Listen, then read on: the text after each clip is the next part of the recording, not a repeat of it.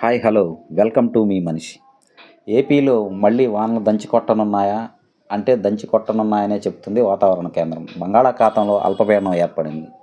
ఈ అల్పపీడన ప్రభావంతో పశ్చిమ బెంగాల్ రాష్ట్రంతో పాటుగా ఆంధ్రప్రదేశ్, తెలంగాణలోనూ వర్షాలు కురుస్తాయని వాతావరణ శాఖ అంచనా వేసింది. దీని ప్రభావంతో వచ్చే 4 రోజులు ఏపీలో పలు చోట్ల మోస్తరు నుంచి భారీ వర్షాలు పడతాయని వాతావరణ శాఖ వెల్లడించింది. మరీ ముఖ్యంగా రాయలసీమ జిల్లాలో పలుచోట్ల భారీ వర్షాలు కురిసే అవకాశం ఉందని హెచ్చరించింది. ఇక అల్పపీడన ప్రభావంతో శనివారం పార్వతీపురం, మన్యం జిల్లాలతో పాటుగా అల్లూరు జిల్లా, విశాఖ, అనకాపల్లి, కాకినాడ, ఏలూరు, ప్రకాశం, కర్నూలు, నంద్యాల, శ్రీ సత్యసాయి, వైఎస్ఆర్ జిల్లా, అన్నమయ్య జిల్లా, చిత్తూరు, తిరుపతి జిల్లాల్లో పలుచోట్ల వర్షం కురుస్తోంది. ఆయా జిల్లాల్లో తేలికపాటి నుంచి మోస్తరు వర్షాలు పడుతున్నాయి. అయితే బంగాళాఖాతంలో ఏర్పడిన ఈ అల్పపీడన ప్రభావంతో ఆదివారం కూడా పలుచోట్ల వర్షాలు కురుస్తాయని ఏపీ విపత్తుల నిర్వహణ సంస్థ అంచనా వేసింది.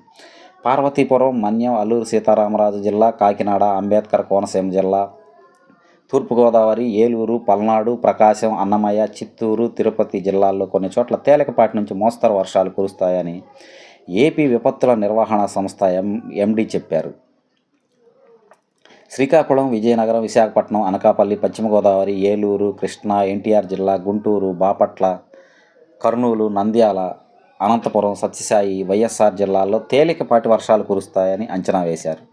మరోవైపు ఈ అల్పపీడనంతో పాటుగా మరో అల్పపీడనం కూడా ఏర్పడుతుందని ప్రైవేటు వాతావరణ సంస్థ అయిన స్కైమెట్ అంచనా వేసింది. అలాగే నైరుతి బంగాళాఖాతంలో ఏపీ, తమిళనాడు తీరాలకు సమీపంలో అక్టోబర్ 7వ తేదీ లేదా 8వ తేదీల్లో తుఫాను ఏర్పడుతుందని, దీని ప్రభావంతో ఏపీలో వర్షాలు కురుస్తాయని తెలియజేసింది. ఓకే ఫ్రెండ్స్, ఈ కంటెంట్ మీకు నచ్చితే లైక్ చేయండి, షేర్ చేయండి, సబ్స్క్రైబ్ చేయండి.